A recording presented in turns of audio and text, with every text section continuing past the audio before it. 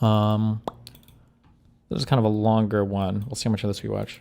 J.D. Vance and Marco Rubio would be the most normal ticket on a field against the Candace Owens, Marjorie Taylor Greene, Tucker Carlson. Like, that is the future of the right. Hello, everyone, and welcome to the Focus Group podcast. I'm Sarah Longwell, publisher of The Bulwark, and this week we're covering some of the internal divisions that are surfacing within the Republican Party and the MAGA movement more generally.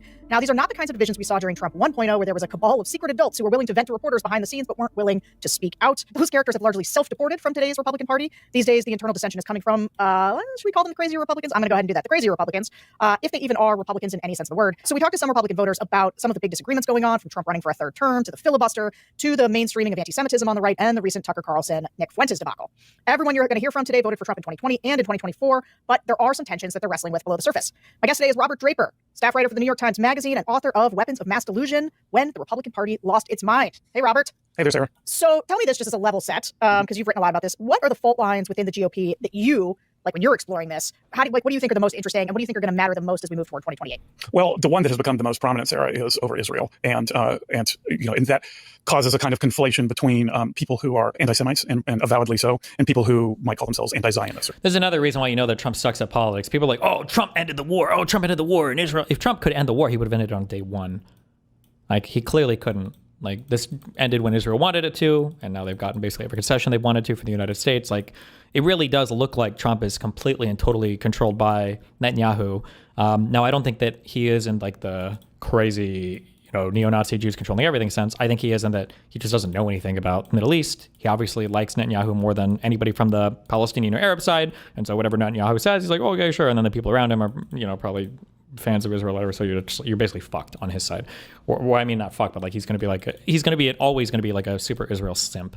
Or something, or who believe it's not in America's best interest to be, in their view, led by the nose from Israeli interests, and that has caused all sorts of fractures, as I'm sure we'll talk about. There have been others. I mean, by and large, there is still a striking unity around Trump, but it's not entirely unanimous. I mean, Nick Fuentes being the notable exception, the white nationalist Fuentes, who used to be on board with Trump and no longer is, and seldom misses an opportunity to savage Trump on his own show. Fuentes has a following that's difficult to quantify, but it's real and it's growing. The people who see themselves as custodians of a conservative movement, and Charlie Kirk, for example, when he was alive, would have been at the top of this list, do all that they can to keep everyone on the right corralled together and mainly unified in their antipathy of the left and trying to focus on the left as a common enemy, which is why the apostasy of Fuentes towards Trump and the just big mess that has been created regarding Israel has made that task a great deal more difficult. So if the Israel fault line is sort of the one you're watching the most, tell me, is it different than the fault line on the left? Because the left also has this fault line, right? The Democrats had this fault line. It was very prominent in 2024. Does this mirror that same fault line, or is it substantively different in some way? It seems to be substantively different. And now, there certainly are anti-Semites on both sides, right? But you don't find that many people on the right who are pronouncedly anti-Israel, who are pro-Palestinian. You will find some. Marjorie Taylor Greene has been a very, very notable person in this regard, who have expressed the view that what's taken place in Gaza constitutes a genocide. Tucker Carlson falls in that category as well. Here and there, you'll find some real sympathy towards the plight of Gazans, maybe towards Palestinians writ large. But that's usually not where it is. It's on the right. It's mainly America. I just want America to represent its own interests, and we need to be isolationists, and we shouldn't be sending money to any other country, and we don't want to get involved in any more wars. It's always like this. First dictates that we take care of our business at home. Why are we spending so much money over there? Where on the left, I do think that there is a very hardened view against the Israeli government, and certainly in some areas, bigotry towards Jewish people. And you don't think that same bigotry towards Jewish people exists on the right? Because I got to say, the anti-Semites on the right feel like they got a real home these days. Oh. Well, there is. It's just not part of the mainstream, like, MAGA thing. It's just like the Fuentes division and probably the Candace Owens, like the very online people that are definitely, they're very loud online and they're growing online, but I don't know how much political relevance they have yet. Although it's growing. Can you define Israel simp from your perspective? You are pro-Israel, but not a simp. So what would a simp do that you wouldn't? Trump will acquiesce to literally anything Netanyahu wants. I don't know what you're like. Trump will support basically anything that Netanyahu says he wants or needs or will do anything, No. And he won't rein in anything Netanyahu does either. Like, Netanyahu has free rein to conduct his foreign policy in whatever way he wants, sometimes even corralling the U.S. to help. Towards Jewish people exists on the right? Because I got to say, the anti-Semites on the right feel like they got a real home these days. Don't get me wrong. There certainly are tons of those on the right, and I'd tell you, if anything, they feel more comfortable expressing that outwardly without mincing any words than on the left. Yeah, sorry, I didn't mean to suggest. No. I'm trying to. This is like, because people are very interested, and I'm very interested. I have watched these fault lines sort of emerge because pre-October 7th, it wasn't as on people's radar nearly as much. And now it has become this defining issue in both parties. And it has sort of, it shines a light on sort of the roach of anti-Semitism. And what is interesting about the right is, I would say, push back if you think this is wrong, but I would say on the left, they try. Did you see that Anna Kasparian said she watches Candace Owens? That's not surprising me. Anna Kasparian is completely lost. She's like a full-on conspiratorial lunatic. Her and Jank are now like full-on like the Israel did 9/11 memes. Like those people are insane now. They're gone. They're fully gone now. Interesting about the right is, I would say, push back if you think this is wrong, but I would say on the left, they try very hard to say this is not about being anti-Semitic. This is about, being anti-Zionist and the role that Israel plays in the world, and we're anti-Israel's government, and much more sympathetic to the plight of the Palestinians, as you sort of lay out. That is like, this is a humanitarian crisis, and America should not be funding it. And I know you're right that the America First element, and sometimes I think people don't always realize that America First isn't just a slogan, right? It is a statement of prioritization, and a big part of that prioritization is isolationism. Like, it's that why would we send, although somehow we've managed to send a lot of money to Argentina recently, which some on the right are mad about, because their whole point, the whole animating feature from these folks is anything that draws. I don't know if that played well with literally anybody on the right. I don't even know. I just haven't followed it close enough. I don't know what the political justification was for helping Argentina, unless they're trying to gear up for some weird civil war in South America, like where we're getting rid of the Colombian leader and fighting Venezuela, and we need like an ally. I have no clue what the fuck. I truly don't know. Our attention away from what we are dealing with here at home is a distraction, is bad for us, and we shouldn't be doing it. And it's weird, though, how that then blends with what has been a very active sort of Groyper subculture that kind of tinges with the darkest corners of the manosphere, the incel culture, the Andrew Tate women-hating culture. Like, anti-Semitism is also in there, and it's all kind of baked into this weird stew that Trump has allowed to become a not just welcome sort of part of the coalition, but sort of a more and more a sturdy part of the coalition, like a necessary part, which is why the Heritage Foundation thing blew up, because it called into stark relief, are we letting these people into the coalition or aren't we? And Heritage's answer was, yeah, we're letting these people into the coalition. And obviously there's been some pushback to that from what remains of the vaguely responsible right. Do you think that sounds right? I think that sounds right, yeah. And certainly the Groyper subculture, and for your listeners, Groypers are the group of sort of white, disaffected conservative males, of which Nick Fuentes is the leader, that there's like an undisguised antipathy, not just towards Israel, but towards Jews as a problem in the United States, as people who control the culture, who control so much of industry and so unfairly, and at the direct expense of the sort of white Europeans. And yes, it's certainly, America First is, I think, a distinct ideology, albeit one whose chief protagonist, one would think, Donald Trump, continually confounds with things like his $20 billion bailout of Argentina, leaving people, to sort of assume a kind of pretzel logic, of all this. But there are a number of people I've talked to, and I'm sure you have too, Sarah, sort of thought leaders in the conservative movement, who said, well, you not only can be America First and be pro-Israel, the two are very compatible with each other, because it's Israel is this great strategic ally of the United States and does all this dirty work, and in the Middle East, saving us the trouble for having done so. There are others, Tucker Carlson among them, who say Israel is actually a net liability strategically and is a drain. And you do see online in Groyper subculture that particular view being elevated. And Fuentes has said that now everyone has come to his side, and of course that is a classic conflation of anti-Semitism and an arguable suspicion about just how supportive Americans should be of the Israeli government, given what's going on in Gaza and given our limited resources at home. But circumstances have enabled Fuentes to pull that one off. Yeah. As the air turns crisp and the holidays draw near, comfort becomes the best gift of all. Quince delivers layers that last, sweaters, outerwear, and everyday essentials that feel luxurious and make holiday dressing and gifting effortless. Quince has it all. $50 Mongolian cashmere sweaters made for everyday wear, denim that never goes out of style, silk tops and shirts that add polish, and down outerwear built to take on the season. And down vests are a key part of my wintertime lesbian uniform. I love a good vest.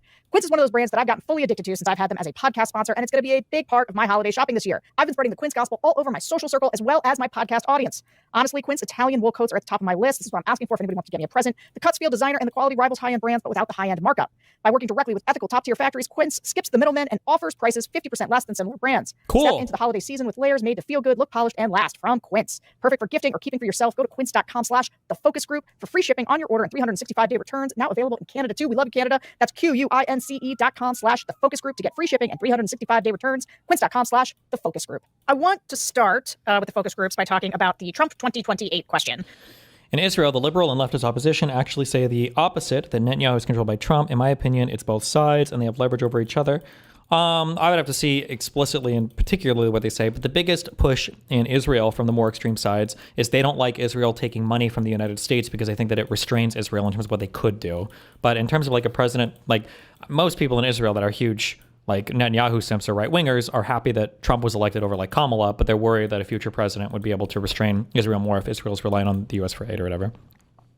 because this like question mark is going to hang over our politics in a very stupid way probably until 2028, until everybody's like, sure, he's going to leave. Right. And it's not really something, I think, it's not really something Trump can attempt without the buy-in of a critical mass of Republican voters, which I think people assume he has, but I'm pretty skeptical of that, in part because so far the bulk of those we've talked to have been less than enthusiastic about the idea. So let's listen to how this sounded in our most recent groups of Trump voters. I think the purpose of the term is to represent the population. 8 years is sufficient to kind of get your agenda out there and give the next person up their time. We don't want to create a system and go back to 1700s. No, 8 years is enough, whether I like the guy or don't like him, whether it's male or female in office. If I like the person or not, it's not relevant. I don't want to be stuck with somebody I don't like for longer than 8 years. I see where Nancy Pelosi is going to be retiring after, 40 years? I wish we had term limits in the House and Senate, too, but that's just a personal thing. I just think that, with this second term, he comes in to do what he has to do. I think that to make sure that he stays moving quickly to get the things done. But I also think that, again, I'm a big J.D. Vance supporter. If you take that off the table, it puts, I won't even say pressure, but it makes it so that within that same amount of time, he really has to sort of mentor in ideas, get J.D. Vance on board, because I do think that he is a good bridge between the young people and the people in power. I just had a funny conversation with my father-in-law, and basically it was about how between the generations, like the slang words that are used for the kids in the skibbity and the 6'7", like at his age, he's like, I have no clue what these kids are talking about. I mean, martial law would have to be it from what I understand from my limited pea brain. I hope that the country is not in anywhere near that shape where martial law needs to be declared at all. So, no, I think he needs to go enjoy his money and his retirement and his kids and grandkids. So that last guy was responding to whether there were any circumstances, because the moderator was asking this, a war or terrorist attack where the group wanted to see Trump do an end run around the Constitution. And so basically this guy was like, I guess if he had to declare martial law because something was terrible was happening. Although I would like to just point out that is maybe exactly what Trump would do, right? Like declare martial law, although for no good reason, much like the way that the National Guard is currently in our streets. So there have been a couple polls on this, and the third term idea is usually underwater among Republicans in the 35% to 40% support range. There is something, though, that like a certain corner of the MAGA ecosystem, like Steve Bannon, whatever, that they're taking very seriously, and that some elected Republicans, including Trump himself, are sort of unseriously promoting and going along with. So, for example, giving out Trump 2028 hats, selling them in the White House gift store. So how seriously do you take this third term prospect, and how seriously do you think that the people around Trump take it, and what would make Trump pursuing this more or less likely? Yeah, I took it seriously enough to look deeply into doing it as a long magazine story, and I've since tabled the idea because I'm not convinced that there is a whole lot of locomotion behind the idea, apart from Steve Bannon talking incessantly about it on his War Room show. And I've heard Bannon's arguments for it, the necessity of it in his view, et cetera. It's scary that they would support it if he were to do it, but I really truly think that the health thing is the biggest issue right now.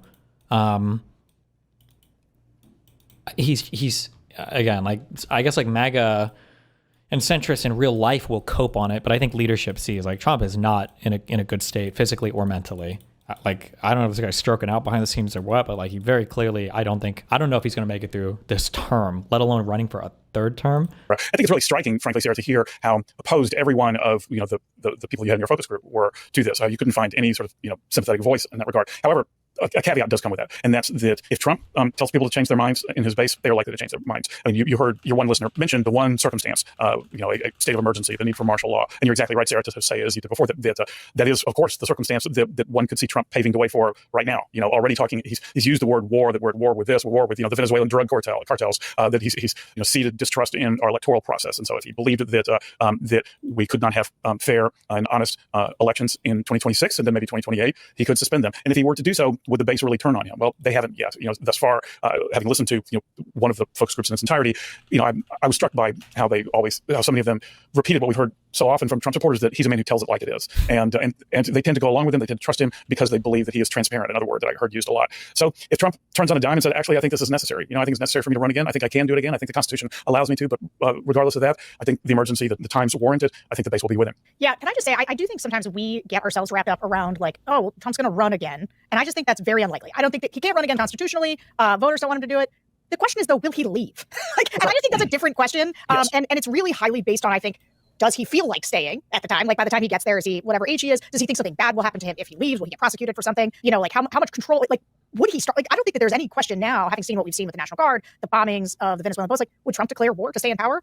I mean, probably. Yeah, maybe. Yeah, sure. Yeah. And by the way, while I think that you're right to focus more on will he leave rather than could he run again, there is actually an argument about the how one interprets the 22nd Amendment, which I won't bore you or your listeners with. I'm familiar with it. Yes, No. and scholars, including some who are serious, had advanced that argument. But I think even Trump himself has said that he feels that's a little too cute, and to try to turn the 22nd Amendment into something other than what the standard interpretation of it tells us. So the idea that he could run like as the vice president with J.D. Vance, and then he's still in control, puppeteering, whatever. That's one. So he'd be the Putin to Medvedev, basically. Right, exactly. And the even cuter one is that a Vance and a Rubio could run as a ticket, and then they would stand down after they're elected. The Republican-controlled House would make Trump the speaker. Trump would then elevate Speaker Trump all the way. He would ascend us next in line. So there's that as well. Super clever. No, it's cringe.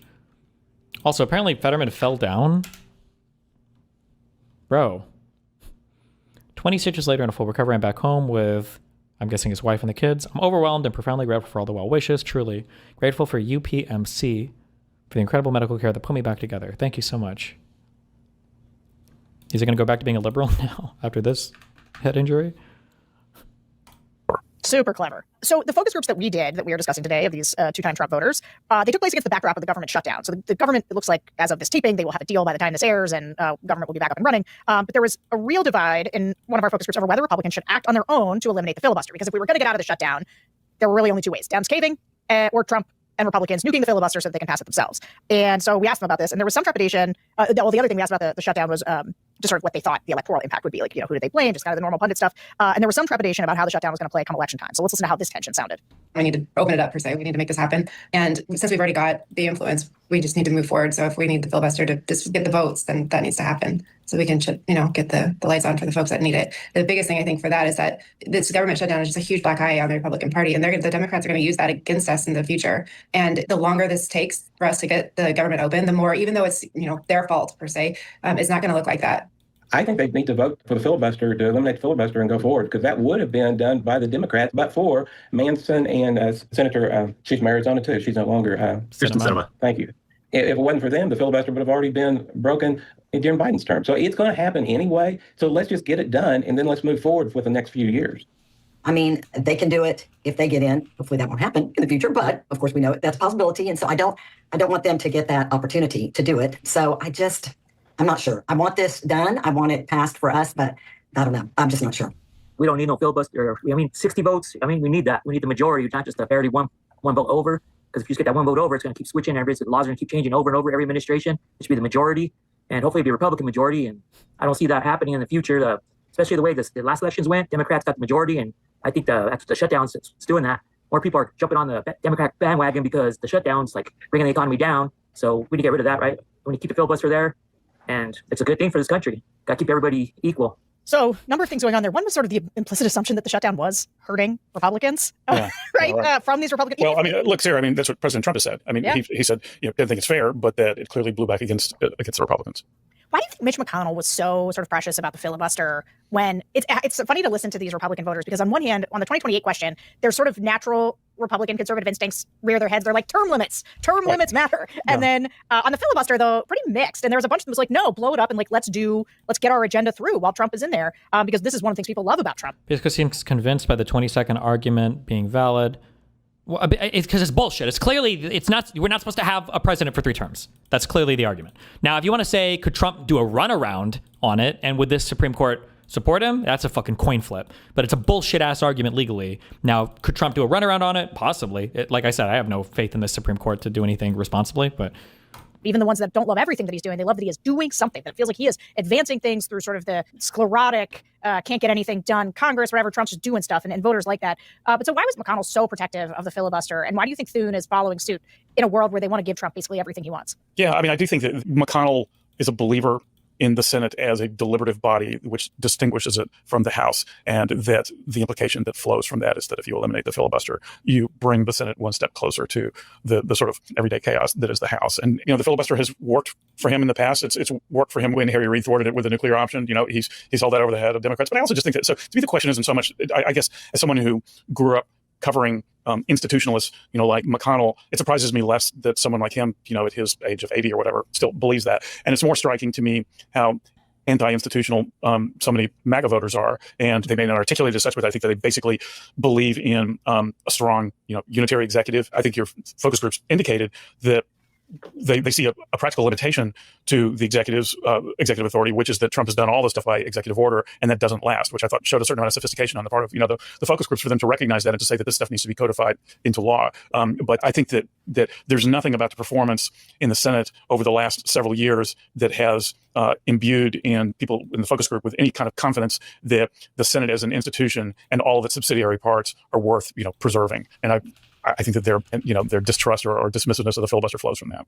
I think you're 100% right. Okay, I could talk about the filibuster for a long time, but I want to move us on because I think I want to get into this very interesting character that you have spent a lot of time with, Marjorie Taylor Greene. She, during the past government shutdown, she's behaved like a different person, like an alien, has snatched the old Marjorie Taylor Greene that we know and replaced her with like a normal human kind of. And, I've certainly speculated that her heel turn against the GOP establishment, going on The View, trashing the GOP leadership and their lack of a healthcare plan is probably a 2028 play. I think that's what she's doing. Although it's interesting to me, she's running to the normie side of things, given who she is. Let me tell you what, we asked the voters what they thought of it, and that act was not landing with them, at least in these groups that we fielded. Most hadn't really followed what she's been saying, but those who were not super impressed. Let's listen. She's just all over the place. I mean, she's a rhino. I think she's a rhino right there. She's a Republican when she wants to be Republican, but right now she's kind of talking with the Democrats more, freaking trying to hold their hands more or something. To me, it seems like she's just a rhino. I don't know what's going on. Just like you have John Fetterman sounding like a Republican, you have Marjorie Taylor Greene sounding like a Democrat. There's some weird stuff going on. I can't explain it. I don't know if it's like these people put on acts just to get into office to be here, but I'm really shocked at what I'm seeing coming from her, and I'm really disappointed because I liked her a lot. I don't follow it to a T, but I've never really liked her, honestly, so I never really took much of what she said seriously. Seemed like the Democrats have had consistent infighting, and now the Republicans are doing that. And you just see this train wreck happening. You're like, I don't remember the name or where the governor was elected, but Jay something, who was calling for the murder, basically, of people and their children, and he won, and you just wonder, like, holy crap. And then you see the Republican Party start to do this, and those people are getting voted in now. Let's not start destroying our party from within, because what's going to happen come 2028, That's terrifying. And you just want to, tell them, zip it. Just shush. Okay, so you've covered Marjorie Taylor Greene at length in your book, and we have forgotten how awful she is, especially early in her congressional career. She was out there accosting David Hogg, yelling at transgender congressional staffers that they were really men, saying that Nancy Pelosi is guilty of treason, speculating about the Rothschilds and their space lasers causing wildfires, just nuts. And now she's on Caitlin Collins talking about how Adelita Grijalva, I'm sure did I get that? Okay. Grijalva, she's saying, she should be sworn into Congress. And she's one of the most outspoken members of Congress in either party about releasing the Epstein files. What has gotten into her? We've had a great deal of speculation about that over here at the Bulwark. I think I can put a lot of the speculation to rest, because I'm in frequent touch with her, and I have a lot of insight into what's going on with her and what isn't going on with her. As to 2028, I don't know. I think she's probably leaving open that possibility, but there are other things at play too.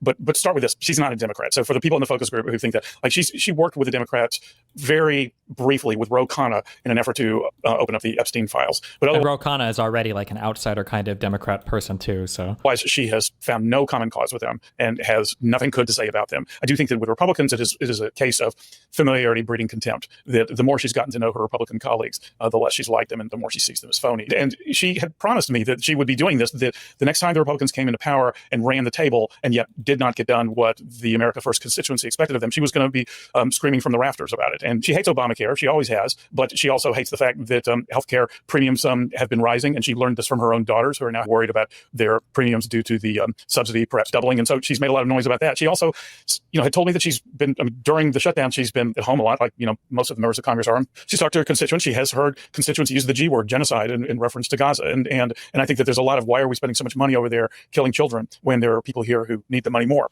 And so I think she hasn't been untrue to her principles. But as to why she's being so outspoken about it, I think she feels, not getting this directly from her, but I think it's evident that she feels a certain sense of betrayal in terms of the loyalty she has shown the Trump administration and how it has gone largely unpaid. We've reported on this and stories about how Tony Fabrizio, the Republican pollster, dropped a poll saying basically that she'd get creamed in a Georgia Senate race. And so Greene is of the view that that was basically put in there by certain people just to kneecap her chances. Trump did not lend any encouraging words. That Mark Cuban tweet to Elon Musk, when Cuban told Musk, there will be a time when you think you need something from Trump and you will get absolutely no reciprocation for everything you've said or done for him. And that was absolutely true.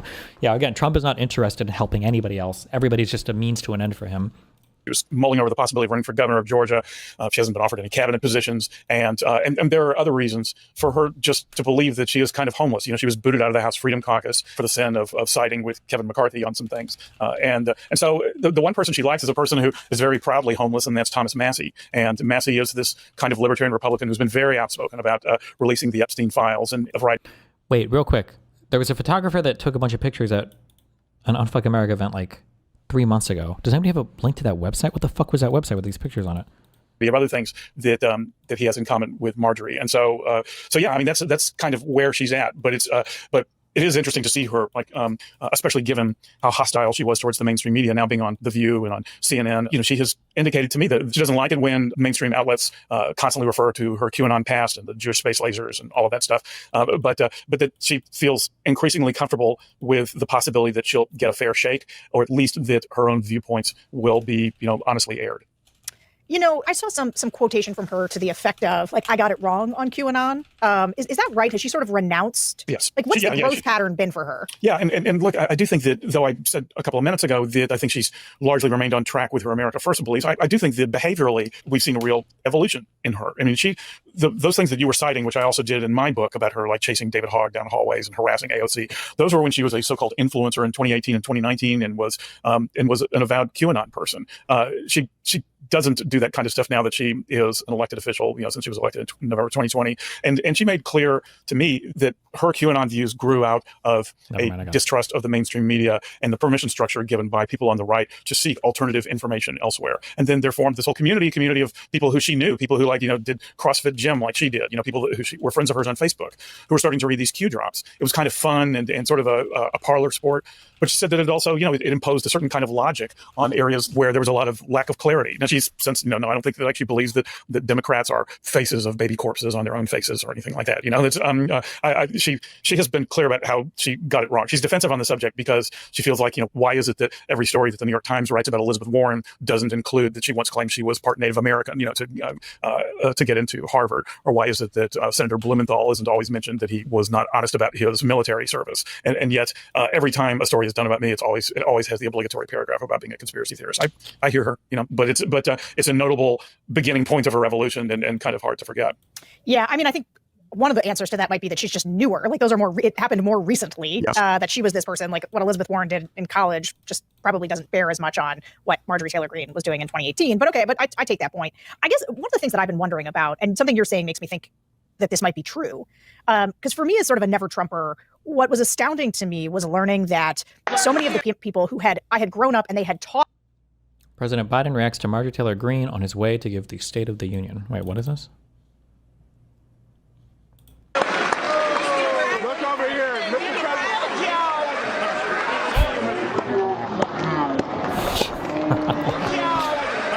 My king. Me. What it meant to have conservative principles. Like they were the ones imbuing those on a younger generation. It turned out they had none of those principles. And it's a wild thing to suddenly be around a bunch of people who they were the ones sort of telling you joined their side, whatever. And then you're like, oh, you guys didn't mean this at all. Not even a little bit. Is that the experience that she's having in Congress where she's like, wait a minute. Yes. The answer is yes. I mean, she's like, principled though? Is she? Yes. Are we finding that she's principled? Yeah, no, I think that Greene has always been principled. You could argue with her principles. You could say her principles are misguided. You can say that her, views on immigration are really strident. That her views, that she sees as kind of a zero-sum proposition. That everything that an immigrant gets is at the expense of, some able-bodied working-class white person or something. But no, I think that she does have principles, and she's certainly come to fall into the Satterbird Weiser category of people who recognize that Congress is increasingly a do-nothing body. It's frustrating to her. Now, I will say this, that I mentioned earlier that she's not a Democrat. She has not made the slightest effort, as far as I know, to ever find any Democrat with whom she could see common cause in advancing certain legislation. There was a point in time, around the time of the J6ers being at the D.C. jail, that she was very interested in criminal injustices, perpetrated. And since Trump pardoned all the J6ers, she's gone conspicuously silent, on that particular subject, like so many other people in the Republican Party. But at least for a moment in time, it was of interest to her, but she never spoke to any Democrats about it. Having said all that, though, yes, she's become really disillusioned with leadership, with colleagues who seem much more interested in the performativeness, which is, of Congress, which is a bit ironic coming from her. But I do think that, she's the Doge subcommittee of which she was chairwoman, didn't have much teeth in it. But she actually really, I went to a couple of hearings. It was interesting to see because, she really comported herself as a chair, and she recognized the Democrats and wasn't insulting to them and ran an honest hearing. I think that she took seriously the notion that, okay, we Republicans are in charge. Let's act like it. I think she's been very disappointed that a lot of her colleagues haven't fallen suit with that.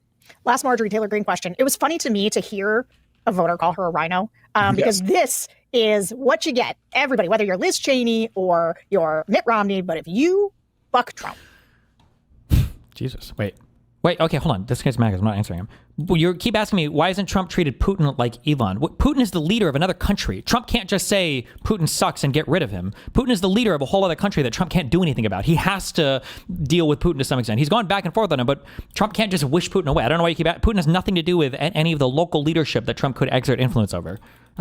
Yeah. You are suddenly a rhino because Republican used to have actual meaning. There used to be ideas behind it. Now there's just Trump. And so if you don't support Trump or you are perceived to not be supporting Trump, you're suddenly a rhino.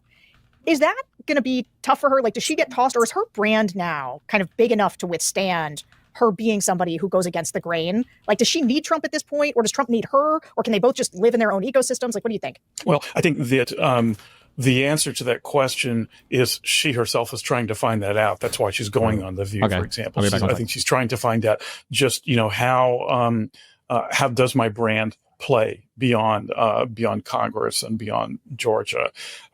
She's not a party person, and so the idea that she's a rhino, well, obviously that's meant to be a pejorative, is in a way not entirely inappropriate, given that she has said recently, I'm not sure that I'm not a Democrat, but I'm not sure that I'd call myself a Republican anymore. I mean, she really does have a hostile view towards her own party. And so I think she may come, as Massey does, to wear that independence as a badge of honor.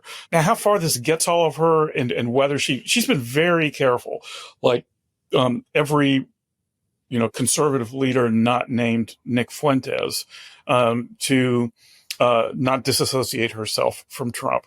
She has said in stories that we at the Times have reported that she feels like Trump has gotten bad advice from his staff. That's a very familiar one that we hear. But she has been loath to criticize Trump himself. And so I don't think we're going to see her step out the way Nick Fuentes did. And for the record, also, she loathes Nick Fuentes. So it's I doubt she'd want to be in his camp. But I don't see her like separating herself from Trump. But then again, we'll see. I mean, she's given the Trump administration some heartburn with some of the things that she's been saying and doing. It may well be that she comes to figure out, what the hell do I have to lose? I might as well, just staying by Trump's side has gotten me only so far. And in fact, has been at times a bitter pill to swallow. And so we may see more independence from her, but I think she's testing the waters on all this stuff now. Well, it will be interesting to see where she goes from here. Okay. The last couple sets here are a bit contradictory in nature. We're going to focus on the rising anti-Semitism on the right for a second, even though we've talked about this. In recent months, we've heard, especially with young people on the right, a rise in anti-Israel sentiment, sometimes related to the actual war in the Middle East, but it can also be, there's like some obvious anti-Semitic conspiracy theories. And this is the part that I really want to get to, is just how many of the conspiracy theories on the right now end with the Jews. Like, that's where we land. It's not something that our whole group was dabbling in, but we do occasionally hear a smattering of this from Trump voters. And in these recent groups, it came up when people were skeptical of how Charlie Kirk actually died. So let's listen. I follow Candace Owens very closely. I have for years.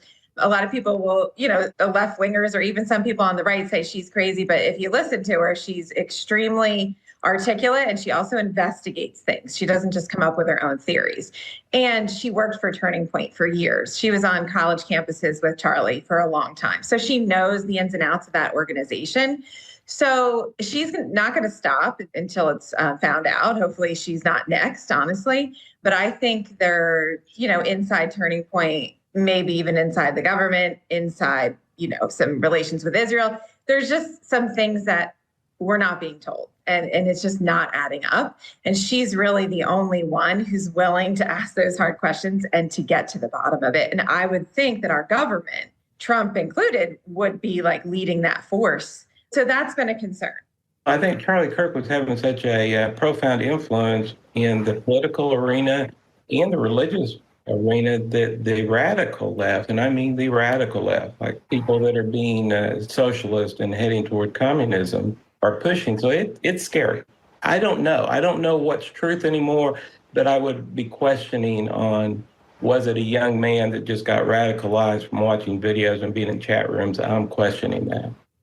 There's not necessarily a distrust towards the overall picture. I just think there's a lot of discrepancies that either could be cleared up that are not being cleared up. I think that if I step back from the thing that happened, which I feel like there's some discrepancies in how it's all being explained, I think that it was something that revealed certain things that are going on outside of the U.S. political system that are tied to other places, that it shined a light on some other things going on. And so maybe that's why they're taking a little bit of time to really get into the meat and potatoes or the details of things of it. They're letting that light kind of show other things out. But I do think that they could have really gotten in and said, hey, this, and this is doesn't seem like it adds up, but this is why, and they didn't do that. So I think it shined a light on stuff that's going on with Israel and things that are tied to that. One thing that I've appreciated seeing Donald Trump do is like he stands up to Netanyahu and says like, that's not going to be okay. Don't do this thing, where you see just about everybody else folding on, this whole Israel thing.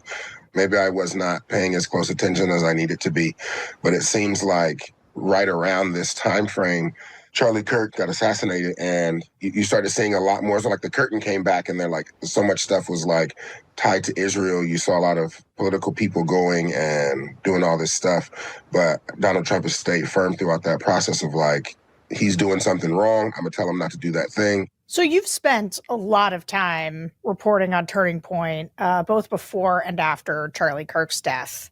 And what is the way forward for them now without Charlie? Sure. Let me first just say that is a very commonly expressed sentiment on the right, that Charlie Kirk's assassination, that there's more to it than meets the eye, and that and a lot of insinuation that the Israeli government played a role in it. As to where Turning Point goes forward after this, it's more easy to say what won't happen than what will. I mean, Erica Kirk is the CEO now, and she's greatly respected and beloved within the organization, and a lot of people on the right love her as well. She's not a polemicist like her husband. She's not going to go on college campuses and debate people. She has only campaigned at a grand total of one event, I believe, for Andy Biggs. And that was really just to introduce her husband, where Charlie did that all the time. So she's not going to be a political organizing force. She's not going to be a confidant to either President Trump, or if he's followed by J.D. Vance, who was so close to Charlie Kirk, or to him either. I don't see, how then Turning Point USA remains the political force that it was, except insofar as it continues to incubate conservative ideology on high school and college campuses. I think there's every reason to believe that they'll remain formidable in that view. But, the other way in which Kirk was so significant a force was that he provided, whether you or I agree with this, version or not, he provided a certain kind of role model for young conservative males, and this very Christian oriented, very traditional family, very pro marriage. Kirk is gone now, and presumably those young males who are looking for a voice, looking for some kind of leadership, that maybe some of them will turn to the Tate brothers, maybe some of them will turn to Fuentes. This is where Kirk really was just such a dominant and irreplaceable personality. There's no one inside Turning Point USA who could be expected to fill that void. All right. Well, we also talked to these groups about Tucker Carlson's interview with Nick Fuentes, which touched off the firestorm, the Heritage Foundation, which is this storied conservative think tank, which in my youth, or not even in my youth, I did lots. That was like they always had like talks there and events there. And so I've spent a lot of time in their atrium or whatever. We've heard from some Fuentes viewers in our groups before. So I've had we've specifically had younger people where they talk about Fuentes a lot. In fact, my conversation with Will Sommer a couple months ago, if you want to listen to more of that, we did that episode not that long ago. But these groups were largely not tracking this particular disillusion. And they weren't like Fuentes defenders, though they did defend Tucker's decision to have him on. Let's listen. What I've heard is that Tucker has really taken some heat for even interviewing him and kind of giving him a platform, but I believe that just because he interviewed him doesn't mean that he agrees with him or he's trying to promote him. He's just trying to get the information out there. So he seems to be, this Nick Fuentes, an up and coming leader of the socialist movement. He's pretty close to being a true communist. And he's said that Hitler was a good man. I mean, that's how far he is. So I didn't see the total interview, but just the fact that Tucker was sitting down with him to kind of get his viewpoints, he seems to be grabbing a big following of these nut jobs, really. So Tucker was just under a lot of heat for even bringing his name to the table. The thing that I respect about Tucker is he pushes back. He's not just giving this person this platform to spew their crap. I don't agree with Nick Fuentes, but I respect Tucker for not bending the knee and staying true to himself and covering all angles from everyone, because that's what we're lacking. Let him show his true colors. A lot of people don't agree with what he says. Absolutely. I think he's not a very good person, but I think that when we talk more and like when people stop talking, that's when bad things happen. So let's talk. There's just this consistent division that will never go away if we can't even talk to each other about things, even again with our worst enemies. And Tucker made it very clear in the Dave Smith interview after the Nick Fuentes interview, after he's getting all this slack, that this is the reason why, and it's very Tucker of him. I absolutely agree. Free speech. This is what America was founded upon. If you want to be racist, it's your right to say and feel whatever you want to say and feel. But I don't feel like people should be censored for how they believe. If that's how you feel, speak your mind. But the very little that I'm hearing this Adolf Fuentes, some remark he made about Stalin that's going viral. And I'm just like, wow, like that's terrible. I don't know how true it is because I didn't hear it directly, myself. It's just what I'm hearing is going viral. But I'm like, I didn't know much about Nick Fuentes at all prior to the Tucker Carlson interview. Just I've heard of him and things about him. But honestly, I admire Tucker Carlson for even taking it there to let someone who I guess is controversial in the sense to come onto his platform and speak their mind, because he does push back. I didn't know who Nick Fuentes really was. I mean, last year in December when the attempted assassination on him happened, I saw it in the news, but I didn't know who he was. I didn't look into him until the Charlie Kirk situation happened. I see a lot of memes. I'm on social media a lot, and I saw a lot of people saying, like, oh, Nick Fuentes can be the next Charlie Kirk, and I didn't realize, like, those messages were coming from probably Democratic liberal people, and I went and looked up Nick Fuentes, and I watched a couple of his streams because I thought maybe stuff that he's saying is being clipped out of context. I need to see this for myself. And I watched probably 3 of his 2-hour streams, and I was dumbfounded by the stuff that he was saying. But like what everyone says, let him say what he wants. Let Tucker Carlson let him come on the podcast, say what he wants, and let people be the judge of whether they're going to support him or dislike him. So Nick Fuentes now has around 1 million followers on Twitter. He's become sort of a household name, certainly just in politics. Maybe not a household name, in every household, but like certainly on the right and certainly in people who follow politics. In fact, Marjorie Taylor Greene, who you said hates him, she was one of the early stars to go to one of his white nationalist conferences when he wasn't as big of a deal. But one of the historians you talked to, and I think this is really right, and I want to dig into it as like a closing conversation. He said, what we're seeing is Fuentes, Carlson, Vance, and others, and I would throw like Candace Owens in there, Laura Loomer, engaged in the battle to be the legitimate heir to Trumpism. Do you think that's a fair read of what kind of influence Fuentes wants to have on the right? Or like, do you think, because we're watching just the crack up on the right now, and some of it is, as I've been watching it, I'm like, okay, is this partly trying to fill the void that Charlie Kirk was really, he was like a pretty larger than life figure. He was kind of a glue in the movement. And a lot of people have been looking at Megyn Kelly lately. Is she the glue? And so she's basically taken this, I will not say anything negative about Tucker, or about anybody else. I'm Mr. Johnny Clean Hands here. But like, is this what's happening?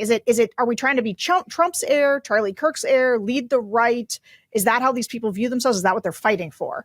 I think to some degree, Fuentes doesn't strike me. I've, talked to him a few times as a terribly strategic person, but he has pretty good instincts, and he knew, he was a severe critic of Kirk when Charlie was alive, immediately doubled back on the heels of Charlie's assassination, devoted an entire program to really talking about what a giant Charlie Kirk was. And now is loath to say hardly anything about Kirk, though he said a couple of unkind things about Kirk's widow, Erica. But he's he's very conscious of the fact that following is up for grabs, and I don't know that Fuentes possesses no organizing skill of the type that Charlie Kirk once did. And I mean, he is, a true unmade bed of a human being. And there's actually, I talked about it on the show about how he slept on his couch for a day because he had put all of his freshly washed clothes on his bed and didn't feel like folding them. And so that's Fuentes' shtick. And honestly, that's relatable to me. Yeah, no, totally. Yeah, no, and again, I think he's very clever at describing in a self-deprecating way the life of his own, listeners in addition to himself. What the focus groupers, it was interesting. I mean, a lot of them didn't know who he was, but I suspect that that's generational, that if they were 25 or under, they would have known. It was interesting. Go back. Wait, fuck. I didn't have this on speaker at all, so I did not hear anything. Hold on. Unkind things about Kirk's widow, Erica. But he's very conscious of the fact that following is up for grabs, and I don't know that Fuentes possesses no organizing skill of the type that Charlie Kirk once did. And I mean, he is, a true unmade bed of a human being. And there's actually, I talked about it on the show about how he slept on his couch for a day because he had put all of his freshly washed clothes on his bed and didn't feel like folding them. So that's Fuentes' shtick. And honestly, that's relatable to me. Yeah, no, totally. Yeah, no, and again, I think he's very clever at describing in a self-deprecating way the life of his own, listeners in addition to himself. What the focus groupers, it was interesting. I mean, a lot of them didn't know who he was, but I suspect that that's generational, that if they were 25. Reminder, the focus groupers talking about Nick. In my youth, or not even my youth, I did lots. That was like they always had like talks there and events there, and so I spent a lot of time in the atrium or whatever. We've heard from some Fuentes viewers in our groups before, so I've had we've specifically had younger people where they talk about Fuentes a lot. In fact, my conversation with Will Summer a couple months ago, if you want to listen to more of that, we did that episode not that long ago. These groups were largely not tracking this particular disillusion, and they weren't like Fuentes defenders, though they did defend Tucker's decision. You have to go further back than this. What, did it start as soon as I walked out? To have him on. Let's listen.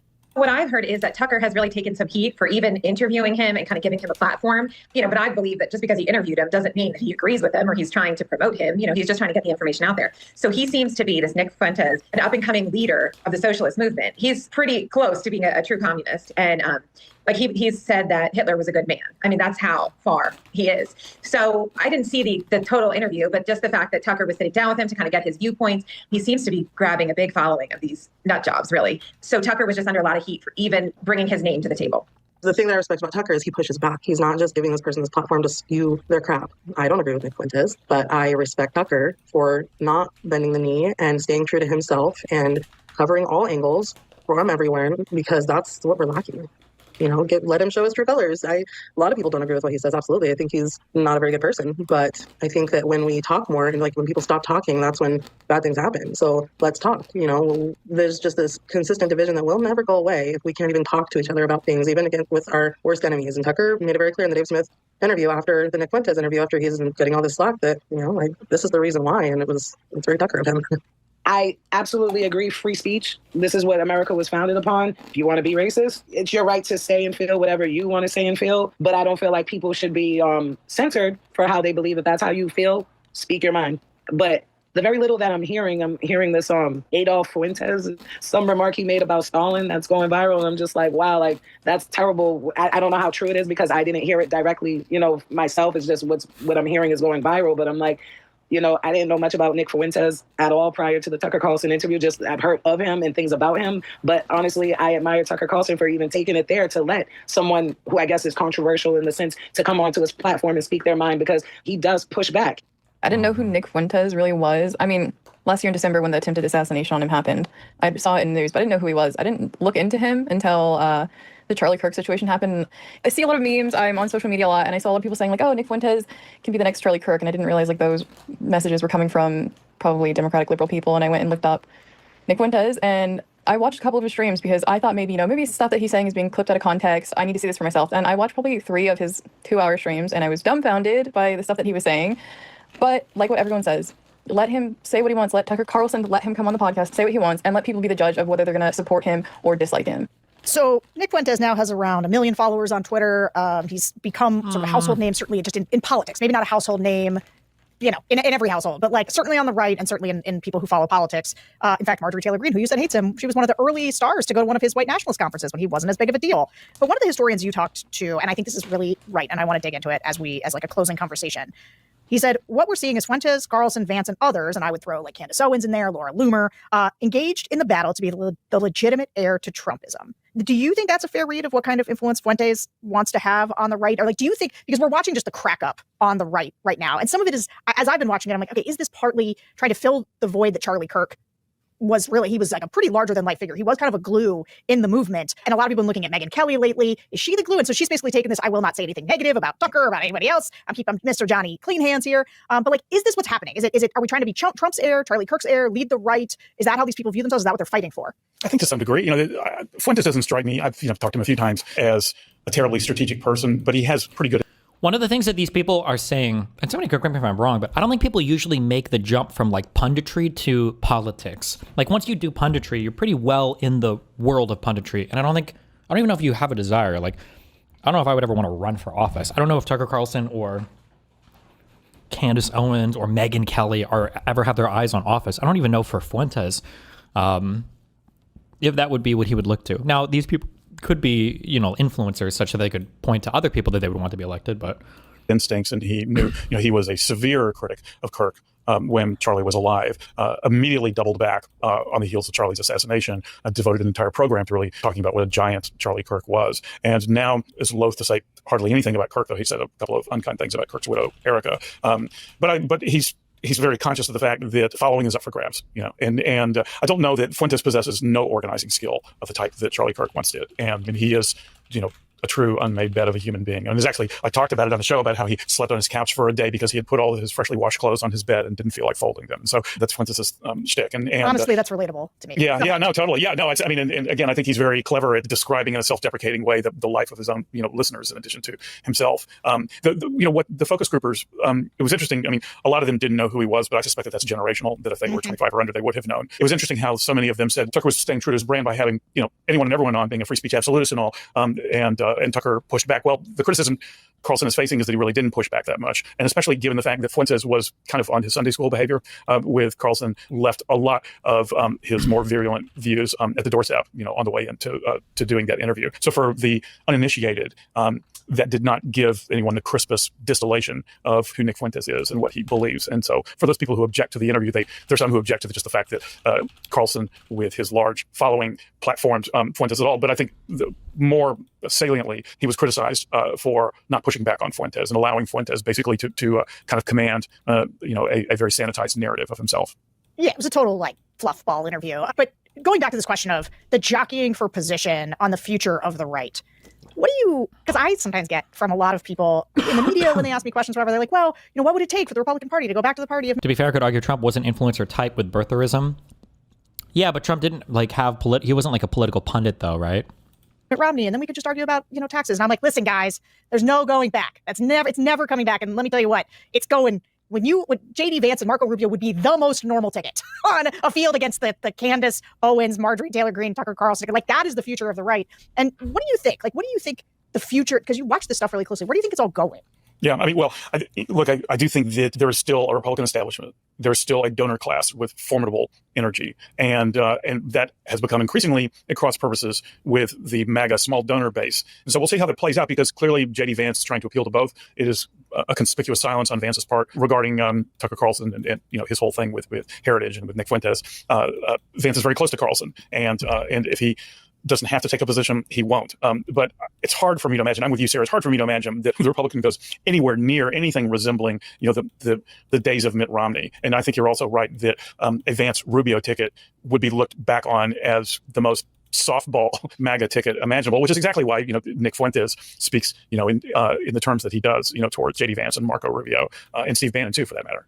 Not a fan of either of those. And so no, I think that where this is going is not wanting to sound like I'm idealizing Charlie Kirk or something, but that Kirk was so gifted at keeping the Republican Party focused on the common enemy, the left. And now we are clearly seeing a sentiment in which not just the rhinos, but a broadly expansive definition of Republican apostates or conservative apostates is going to really be the state of play. And I think we're going to see an increasingly fractured party, but one where I think there's two quotes, or there's one quote I keep in mind now, the evil always overplays its hand quote. And then there's the other concept I talked about before, where one of the issues you have with Republicans is they can do a lot of bad stuff, but people don't connect the bad outcomes directly to the Republican Party. They find a way to go around and blame Democrats. And this is why I was saying for a long time, like, you need to have like negative outcomes for people so they can connect more of their vote to the Republican Party. The issue connecting this to that, the evil always overplays its hand quote, is because Trump has no political instincts, number one, and number two, because Trump doesn't realize how much his insanity was kept on rails by his first administration.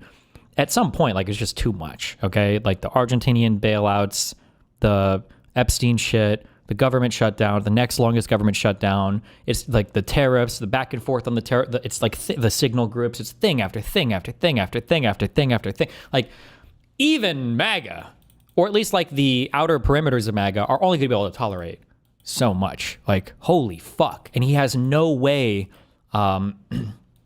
I don't know. I think you've typed this twice in chat. Surprisingly, very weirdly, the Argentinian peso bounced in a way that if the U.S. returns those pesos for dollars right now, they would actually get money. Doesn't matter. That's no. Why are we even currency swapping at all is the question. For you to try to approach this like some rational investment is fucking retarded and beyond misses the point. Okay. The reality is the Malay guy was nice to Trump, so Trump tried to be nice to them. That's it. The idea that the U.S. making some wise foreign investor is trying to do that is irrelevant and retarded. And nobody in the United States is even viewing it that way. They just view it as an Argentinian bailout, regardless of how true or not true that is. There's only so much, and that so much is a lot, but like, Jesus, again, we're not even a year in, and what the fuck? As long as Candace Owens and Tucker Carlson and increasingly Nick Fuentes have the traction that they do, the party's moving their way, not in the opposite direction. Okay, Robert Draper, thanks for joining us, man. This was so good. And thanks to all of you for listening to another episode of the Focus Group Podcast. We'll be back next week, but in the meantime, remember to rate and review us on Apple Podcasts, subscribe to The Bulwark on YouTube, and become a Bulwark Plus member at thebulwark.com. See you guys next week.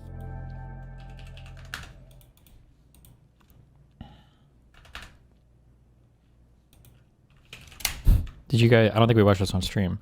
Dude. This girl nuked the fuck out of this guy. Your wife? Holy shit. Oh, fuck. It doesn't have the lead up. Oh, my God. Your wife has 3 baby daddies and has been married twice before. Don't talk about my wife. You shut your fucking mouth. Rachel, are you there? Can you hear us? Rachel? Oh, this is super edited. Fuck. Can you hear me? Yes. Did you not have agency when you accepted this debate with Andrew? Yeah, I did. Then what did he do wrong? You do not sound like a person with a college education. And since you lost and you got humiliated, you thought the thing to do would be attack me. And where did you get the idea that I'm promiscuous? I've spent my entire adult life only in 3 long-term committed relationships, one of which is a, almost 20-year relationship with Andrew. Now we're like 18 years in. I did wonder, hang on, Rachel, I did wonder one thing. Tell me, if she had aborted her children with those 3 relationships, would she be less promiscuous or not? Yes. Yeah, she'd be less promiscuous. Yeah. These people. Rachel, you should have killed her kids, Rachel. Maybe she should have. It's less promiscuous if I kill the children? I mean, you're not killing children. You're having an abortion. Did you just say to me that my life would be better if I had aborted? Is this a cut to make the wife look good? I think so. If I were in your shoes, I would have had a better time doing that.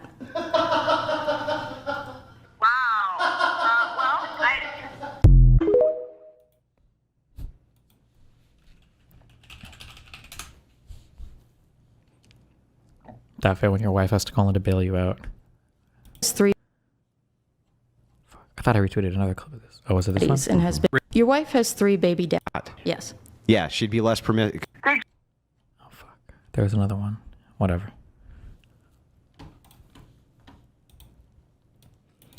Hassan China trip.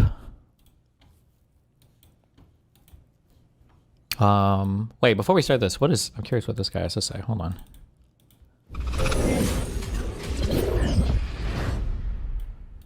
This video is brought to you by Surfshark. Stick around to hear more about the special offer they're providing to the entire upper echelon community. Okay, heck of a Wait! This is kind of related to the last topic. Real quick, before we move on, what is this? Our lunatic. And what was interesting is, for life, I'm watching Candace Owens's. Interesting is, for the first time in my life, I'm watching Candace Owens' show pretty much on a regular basis. I think, she says things that I don't agree with, that's for sure. But I really appreciate what she has to say about what's been going down in Gaza. I agree with her on Israel for sure. And I find what she has to say about the investigation into... Agree with her on Israel. What do you mean by that? Like, you agree that 9/11 was a Jewish conspiracy? You agree that Israel is controlling the entirety of the... What? That's a very wide statement, but there's a lot of different interpretations of that, but okay. Find what she has to say about the investigation into the assassination of Charlie Kirk both fascinating, and I think what she's doing is justified because our authorities, our FBI, has, in my opinion, bungled this investigation. And there are all sorts of weird inconsistencies that I personally would like answers to. Now, some people are uncomfortable with Candace Owens doing her own investigation, acting as a sleuth. But the reason why I tell you guys I watch her podcast regularly is because I know what she has claimed and what she hasn't claimed. Okay. All right. Title, right? How could it possibly be true? This video is brought to you by Surfshark. Stick around here more about the special offer they're providing the entire upper echelon community. Okay. Okay. Heck of a title, right? How could it possibly be true that the literal country of China wants me to make propaganda for them? And to be completely honest, I didn't believe it either. That is, until I found out it was most likely real. How about this? Let me tell you a story. I'll try to make it interesting. And at the end of that story, all of you can decide whether or not the title is accurate. Okay. Because at the end of the day, I can't really be 100% certain here without actually doing it, which I'm obviously not going to do. Here goes. Once upon a time, like 2 days ago, I received an email. Not unlike many other emails that I get, I initially assumed it to be spam because, quite frankly, it looked like spam. I should probably add here, I get a ridiculous number of absurd emails. As an example, here's one from an OnlyFans agency called AJZ Modeling, asking to set up a Zoom call with me because they think I'd be a great fit for their service. Wow. Here's one from an agency called Easy Collab, I guess, which is apparently working with an AI dubbing company and wanted to commission a dedicated review. Here's an older one from something called Moo, which is apparently a stock trading platform, asking me to become a KOL, which apparently means key opinion leader, which is flattering, but obviously no. And the list goes on indefinitely. Actually, literally as I wrote the script, I got this one from some shit-ass solar company trying to get me to be an affiliate of theirs. I get stupid emails all the time, but this one ended up being slightly different. Have a look. Quote, "Hi, Upper Echelon. This is Yu Chen from Winter Whale, a talent agency that collaborates with influencers across multiple platforms. We're inviting content creators under 35 to join a 10-day, fully sponsored trip through Suzhou, Shanghai, Shenzhen, Handan, and Beijing as part of the 2025 China Global Youth Influencer Exchange, 14 to the 23rd of July, 2025. Damn. Wait, hold on. Tyler, one break. 1 sec.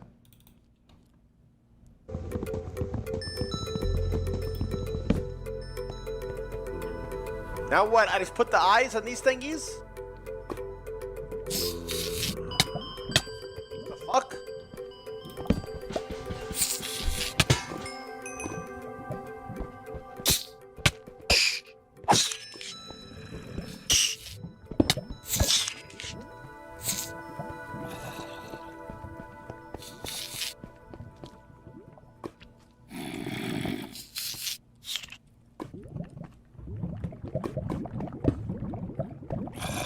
Oh my god. Is he not... Does he know how to move?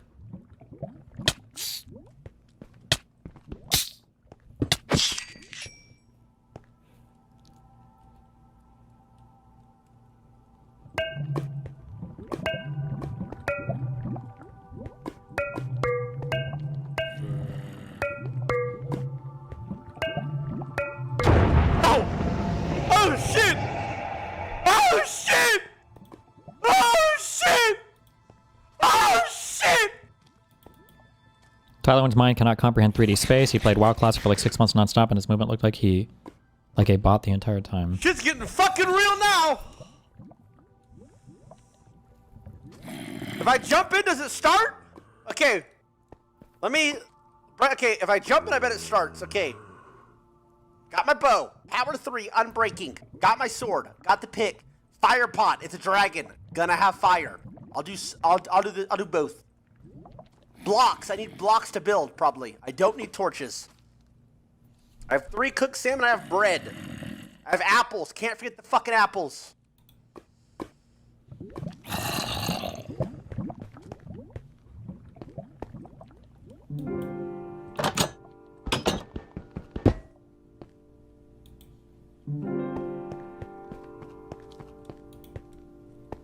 Armor, good. Sword's a little bit low. Bow. Probably gonna be the main thing. Okay, come on, baby. Come on. Come on! Come on! It's easy!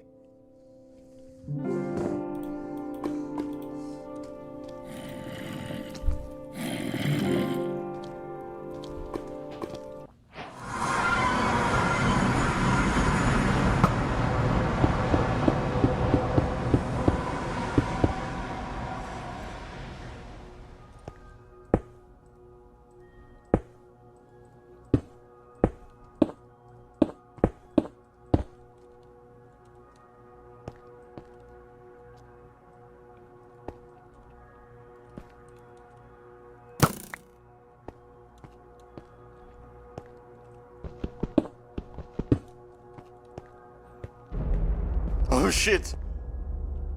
He's got this, okay?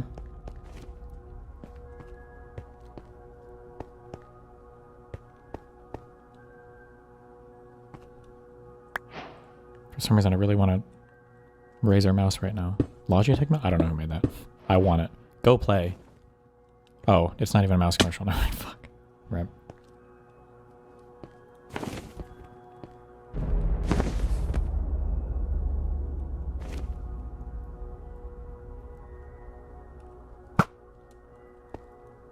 Oh shit.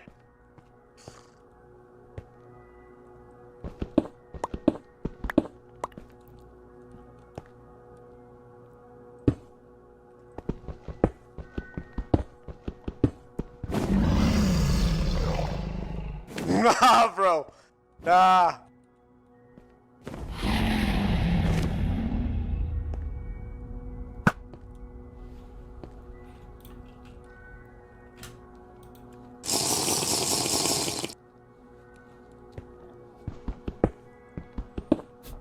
Also, I understand this is like a tanky subreddit, the YouTube drama one, I'm but able to run down. Streamer Destiny, who's being sued for rent warrant, films himself harassing an official witness to his court case. She's not a witness. She's not involved at all in the court case, so I don't know where this title comes from, but good one. Well, it's just because these people are deranged and hate me, but I've got to get reposted to LSF2 with the same title. What the fuck?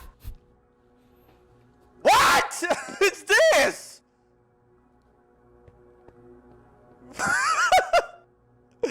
No, bro, I can't play.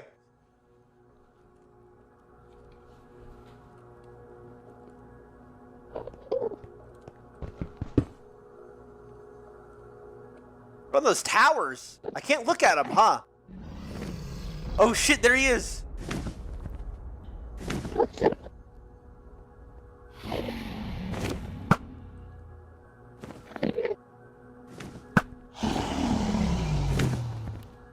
It was like KBD.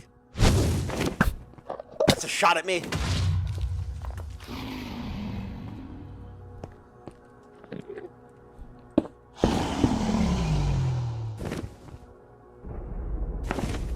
Like webs.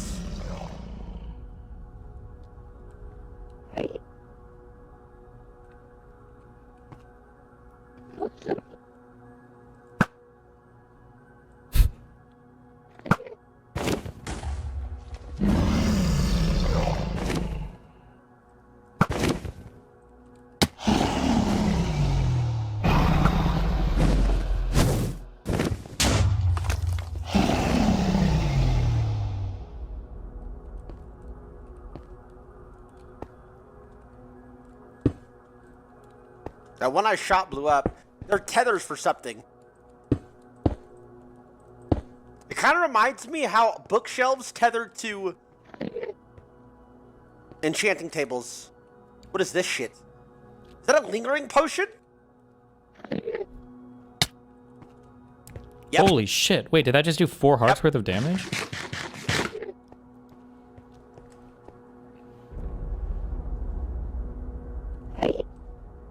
Heal?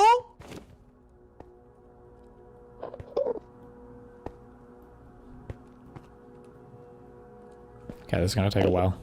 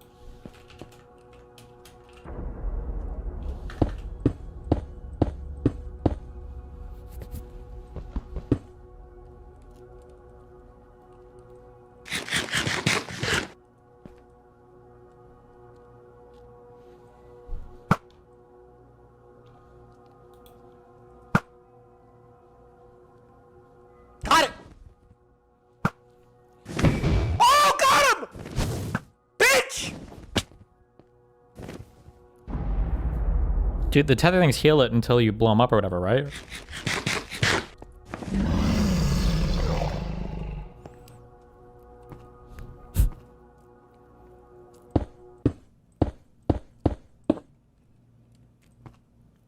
I can't see that one up there.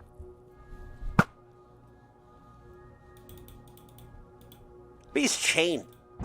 That's why he's not flying at me, because he's chained. And I'm shooting off the chains. Can you imagine?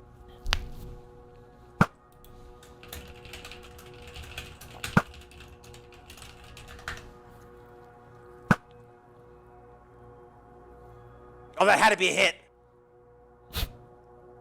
I don't see it. Was that a hit? Is he really doing this? Wait, they respawn. Wait, this middle one respawned. Bro, who are these people? Look at how many times this guy posted about you. I have some people who like relentlessly stalk post about me. I mean, like, there's a reason why that Gisticle Discord server talks about me for relentlessly. D's nuts, lol. Holy shit. Oh, Queenman poster, DGG Snark poster, yeah. God damn. YouTube drama poster, Loner Box poster. Clipped live poster. Oh my god. Oh my god! There's some coordination with Hassan's Twitter community as well. I don't think they coordinate that much. I think when they see shit, they'll jump on it, but the real coordination is from like Gisticle community, Kiwi Farms adjacent people.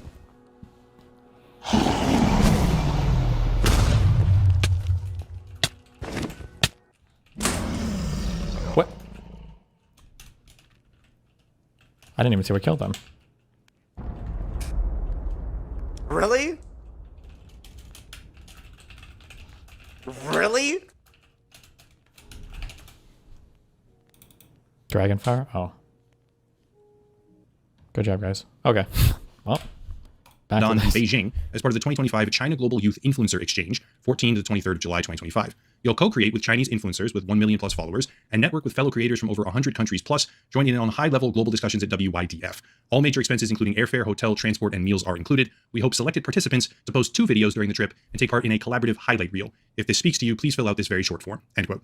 All right, so on the most immediate visual level, this email looks like a scam, and it still very well could be. But for starters, it didn't end up in my spam folder, and much more importantly, somewhere in a very dark corner of my brain, I remembered something. Hadn't China done something like this recently? Wasn't there an example of this exact phenomenon like this year? I wasn't really sure, but I did have a hunch. Well, it turns out the hunch was correct. I don't remember where it first happened across my feed, but there actually was an example of this exact same thing happening with Indonesian influencers, in fact, earlier this year in February. Check it out. Quote, Indonesian influencers explore Chongqing's unique charm, end quote, with an article that goes on to talk extensively about a group of 10 Indonesian social media influencers who enjoyed the memorable sights of China and were captivated by this leading destination for overseas tourists. It sounds good, right? Yeah, it does. But this is where I have to connect some dots. Bear with me. The trip was an all-expenses-paid, hyper-curated look at Chongqing City. But why was it happening in the first place? Well, to answer that question, let's consider where the promotion came from. First up is the Western China International Communication Organization, or WCICO, which is the headline that we read. The WCICO is one of the main networks responsible for the promotion of this trip. I'll spare everyone the research details, the threat analysis, and all the boring parts, of which there are many. But the WCICO is a recently expanded media apparatus working, quote, closely with China's central media while taking advantage of Chongqing's unique economic and geographic position, end quote. In essence, it's a more local player in the distribution of government-curated news. By itself, that may seem insignificant, but trust me, it gets a whole lot more interesting than that. On a side note, it is now time, once again, to match the demographic audience of viewership for the channel with brand deal discounts for companies that support the content, which means a special offer from Surfshark. Surfshark is a VPN, virtual private network, and VPNs have a bunch of different uses. They can help in some situations preventing certain types of phishing attacks, DNS tunneling, or DDoS attacks in particular. And they also help combat data tracking / harvesting practices by pretty much every single technology company out there. If you care instead about entertainment factors, Surfshark unlocks additional content on certain streaming websites by changing your geographic region, opening up additional options in your video library because of how licensing deals work. Surfshark also gets around regional censorship, websites being blocked in your region by the government, for example, which feels like a pretty pertinent thing to say right now. Wow. It helps protect your IP address with encryption, modification, and various other services. Crucial point that I mentioned directly every time on purpose. Surfshark does not keep logs, which is audit verified by Deloitte. There's a whole public report on that as well, which is a critical business decision for any VPN service and something I consider a prerequisite for advertising them. Okay. Also, they have what's called a warrant canary for anyone who knows or cares what that is. They have it. If you don't know and don't care, doesn't matter to you. Cool. If you click the link down below, surfshark.com/echelon, and use the code echelon at checkout, you can get 4 extra months for free with a special pricing offer. Again, link down below, surfshark.com/echelon, coupon code echelon at checkout for an extra 4 months of the service completely free. Big thank you to Surfshark for sponsoring the channel. Okay. Okay, back to it. Another place, or outlet rather, I guess, that this trip was heavily publicized, this time with an entire sculpted promotional video attached to it, is called Global Link. And this is where it gets real good. For starters, there are very clear talking points being used. It's beautiful, the people are friendly, the nightlife, etc. And you could sort of see this happening even more if you compared it to what these people were also posting at the time on, say, Instagram. Okay. However, much more important than that, when you look into the company Global Link, you start to understand why. Global Link is one of the news portals for the Xinhua News Agency, which is the official state news agency for the People's Republic of China. It is a specific mechanism for the distribution of information related to the Chinese government and the ruling Communist Party. It is the definition, the very definition of propaganda. And just to hammer that point home, historically the agency has been described as the eyes and tongue of the CCP. Seems like a picture is forming, right? But it gets better. This trip, after being strategically covered and promoted by the CCP media arms, also received coverage inside Indonesia, this time from an outlet called Antara. But Antara, it turns out, has a direct cooperation agreement with the Xinhua News Agency. It's like a proxy for the tongue of the CCP. Make sense? This means that we had a sizable group of popular Indonesian influencers on a specially curated, paid for, and controlled trip talking about the real China experience and how great the country is, which was then carefully covered by at least 3 different state-linked media outlets, even so far as the largest and most directly affiliated government news agency itself doing an entire video about it. And now I see this email on June 10th, 2025, about a fully sponsored trip to 5 Chinese cities. Let me just pull back the veil a little bit before I build out the rest of the picture. This is what's called a soft power strategy. China has very obviously used this particular version of it before, at least once, but they've also used variations of the strategy in Poland and the Czech Republic. Back in 2024, an influencer named Jan Michalek, I'm probably butchering the pronunciation, I know that, but I did my best, was given a very similar all-expenses-paid trip to China, once again showcasing specific destinations and a curated snapshot of the culture, this time in the Xinjiang province, which, at least internationally, is known for human rights abuses. Has Hassan made a definitive statement saying, like, no one paid me for this trip or no one covered any part of this trip?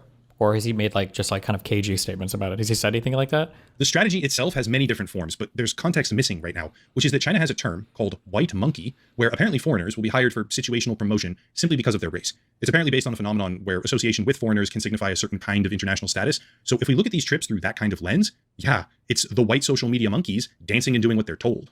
Let's circle back to the original email that I got. According to... Is there any evidence at all that he was paid? Well, he's doing a full-on propaganda tier trip, like praising the Chinese government. He was okay being profiled and having his phone taken. He's defending Chinese censorship.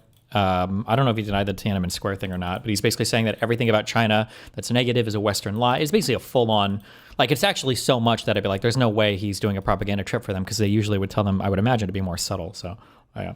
This, influencers under the age of 35, targeting youth, are being invited on a 10-day all-expenses-paid trip to 5 major cities: Suzhou, Shanghai, Shenzhen, Handan, and Beijing. This was on June 10th.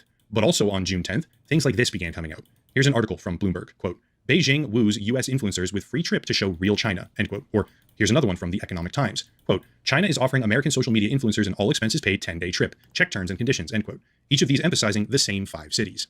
This is a real thing. Presumably much the same as the previous Indonesian sort of pilot example, China is now offering state-sponsored expedited visas to popular U.S. influencers so that they can go on a 10-day carefully crafted visit to 5 major cities and show the real version of China.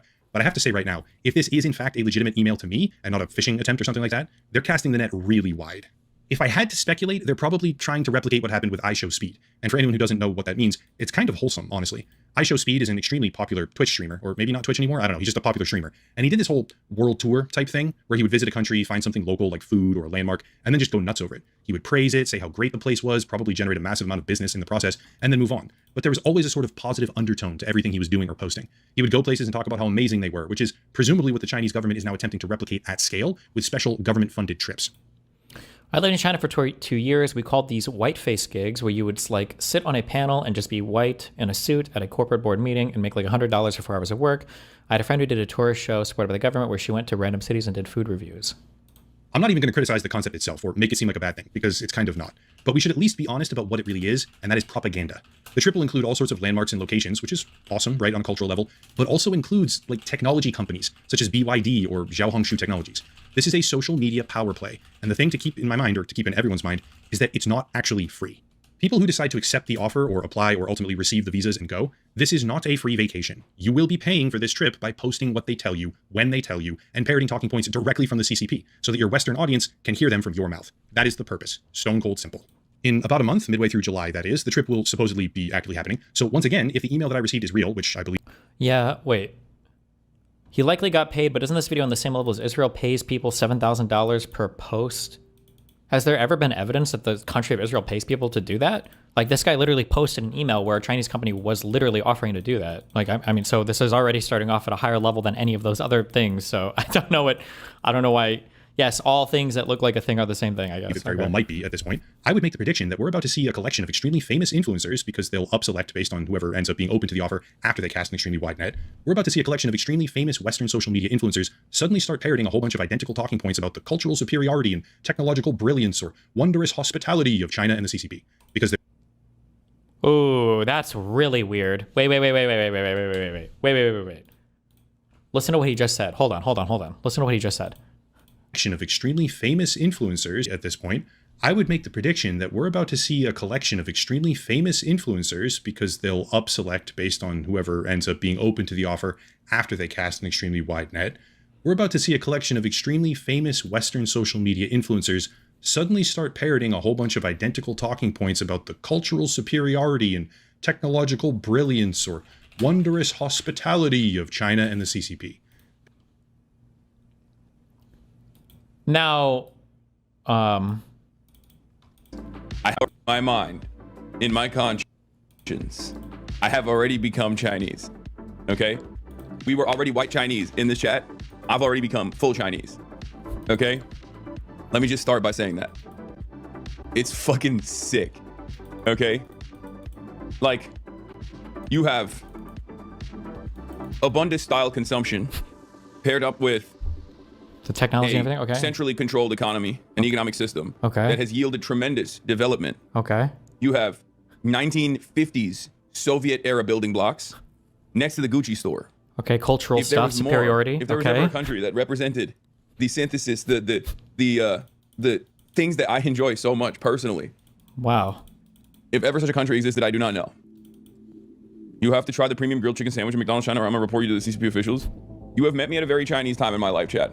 Now, to be fair, I mean, like, it's not really hard to make a video saying that, like, you're going to see more of this after Hassan's already done it. So maybe we don't necessarily give him credit. When was this made? Oh, this video is 5 months old.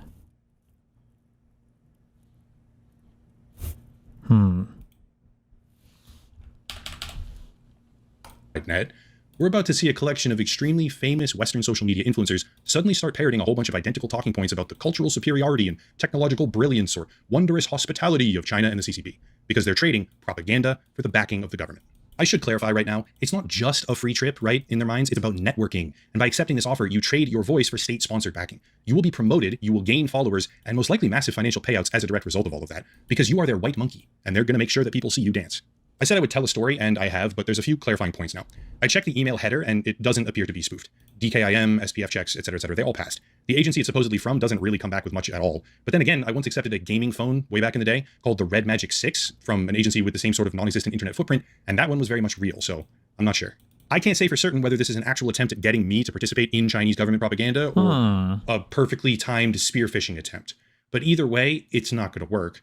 I have routinely made content in the past criticizing the Chinese government, their policies, their connected companies, and more, which means that even if this were somehow real, I would probably get disqualified later on when they realized, well, now wait a second, hang on, he doesn't actually have a history of good behavior or a good social credit score or whatever. Give him the boot.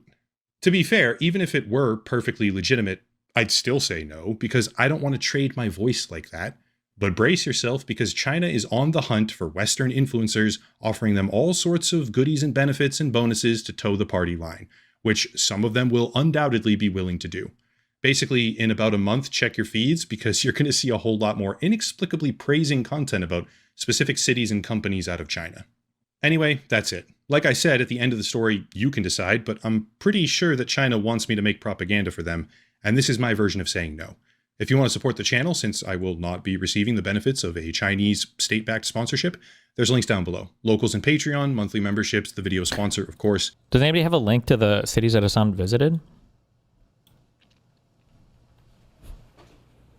Oh, I guess these are large cities, so it wouldn't matter that much. Suzhou, Shanghai, Shenzhen, Handan, and Beijing.